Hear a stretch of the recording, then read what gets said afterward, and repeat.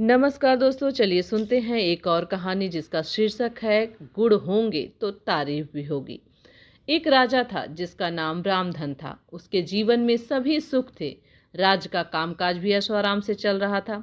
राजा के नैतिक गुणों के कारण प्रजा भी बहुत प्रसन्न थी और जिस राज्य में प्रजा पर खुश रहती है वहां की आर्थिक व्यवस्था भी दुरुस्त होती है। इस प्रकार हर क्षेत्र में राज का प्रवाह अच्छा था। इतने सुखों के बाद भी राजा दुखी था क्योंकि उसकी कोई संतान नहीं थी। यह गम राजा को अंदर ही अंदर सताता रहता था। प्रजा को भी इस बात का बहुत दुख था। वर्षों के बाद राजा की यह मुराद पूरी हुई और उसे एक पुत्र की प्राप्ति हुई। पूरे नगर में कई दिनों तक जश्न मना। नागरिकों को राजमहल में दावत दी गई। राजा की इस खुशी में प्रजा भी झूम रही थी।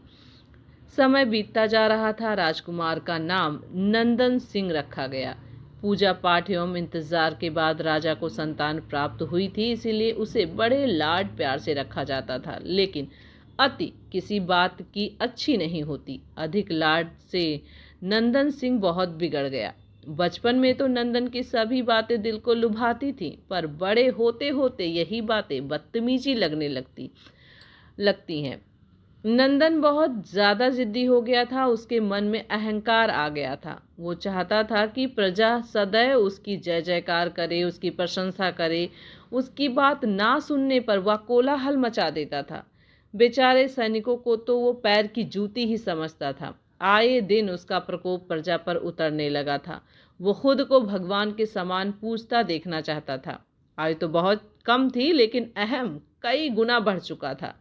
नंदन के इस व्यवहार से सभी बहुत दुखी थे। प्रजा आए दिन दरबार में नंदन की शिकायत लेकर आती थी, जिसके कारण राजा का सिर लज्जा से झुक जाता था।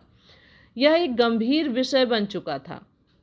एक दिन राजा ने सभी खास दरबारियों एवं मंत्रियों की सभा बुलवाई और उनसे अपने दिल की बात कही कि वे राजकुमार के इस व्यवहार से अत्यंत दुखी हैं।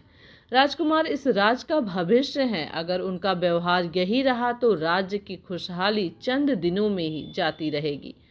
दरबारी राजा को सांत्वना देते हैं और कहते हैं कि आप हिम्मत रखें, वरना प्रजा निसहाय हो जाएगी। मंत्री ने सुझाव दिया कि राजकुमार को एक उचित मार्गदर्शन एवं सामान्य जीवन के अनुभव की जरूरत है। आप उन्हें गुरु राधा गुप्त के आश्रम भेज दीजिए। सुना है वहां से जानवर भी इंसान बनकर निकलता है। यह बात राजा को पसंद आई और उसने नंदन को गुरु जी के आश्रम भेजा। अगले दिन राजा अपने पुत्र के साथ गुरु जी के आश्रम स्वयं पहुंचे।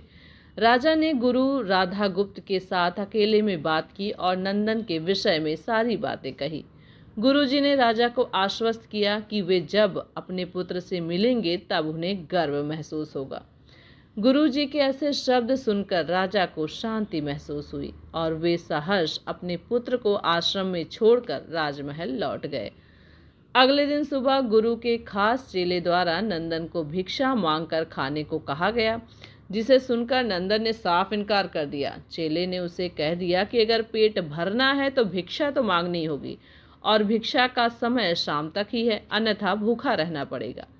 नंदन ने अपनी अकड़ में चेले की बात नहीं मानी और शाम होते होते उसे भूख लगने लगी, लेकिन उसे खाने को कुछ नहीं मिला। दूसरे दिन उसने भिक्षा मांगना शुरू किया। शुरुआत में उसके बोल के कारण उसे कोई भिक्षा नहीं देता था, लेकिन गुरुकुल में सभी के साथ बैठने पर उसे आधा पेट भोजन मिल जाता था। धीरे धीरे उसे मीठे बोल का महत्व समझ आने लगा और करीब 1 महीने बाद नंदन को भर पेट भोजन मिला, जिसके बाद उसके व्यवहार में बहुत से परिवर्तन आए। इसी तरह गुरुकुल के सभी नियमों ने राजकुमार में बहुत से परिवर्तन किए, जिसे राधा गुप्त जी भी समझ रहे थे। एक दिन राधा गुप्त जी ने नंदन को अपने साथ सुबह सवेरे सैर पर चलने कहा। दोनों सैर पर निकल गए। रास्ते भर बहुत बातें की। गुरुजी ने नंदन से कहा कि तुम बहुत बुद्धिमान हो और तुम में बहुत अधिक ऊर्जा है, जिसका तुम्हें सही दिशा में उपयोग करना आना चाहिए। दोनों चलते चलते एक सुंदर बाग में पहुंच गए, जहां बहुत सुंदर सुंदर फूल खिले थे।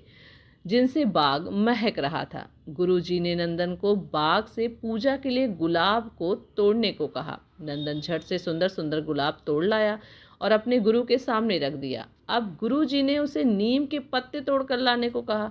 नंदन वो भी ले आया। अब गुरुजी ने उसे एक गुलाब सूंघने को दिया और कहा, बताओ कैसे लगा। नंदन ने गुलाब सूंघा और गुलाब की बहुत तारीफ की। फिर गुरुजी ने उसे नीम के पत्ते चख कर उसके बारे में कहने को कहा। जैसे ही नंदन ने नीम के पत्ते खाए, उसका मुंह कड़वा हो गया और उसने उसकी बहुत निंदा की और इधर उधर पानी ढूंढने लगा। नंदन की यह दशा देख गुरुजी मुस्कुरा रहे थे। पानी पीने के बाद नंदन को राहत मिली। फिर उसने गुरुजी से हंसने का कारण पूछा।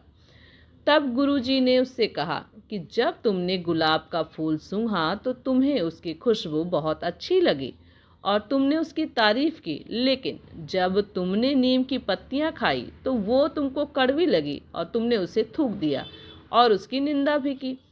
गुरुजी ने समझाया कि जिस प्रकार तुम्हें जो अच्छा लगता है तुम उसकी तारीफ करते हो, उसी प्रकार प्रजा भी जिसमें गुण होते हैं उसकी प्रशंसा करती है। अगर तुम उनके साथ दुर्व्यवहार करोगे और उनसे प्रशंसा की उम्मीद करोगे तो वे यह कभी दिल से नहीं कर पाएंगे। इस प्रकार जहाँ गुण होती है वहाँ प्रशंसा भी होता है।